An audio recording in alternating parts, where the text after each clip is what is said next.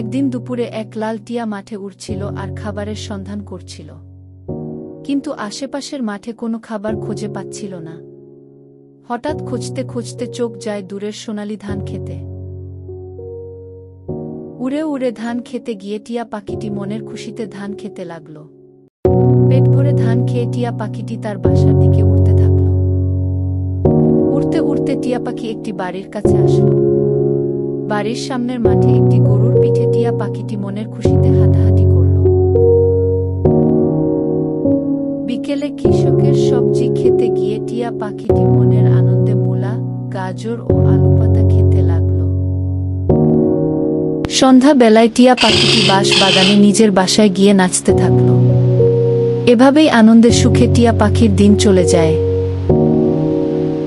মজার চ্যানেলটি সাবস্ক্রাইব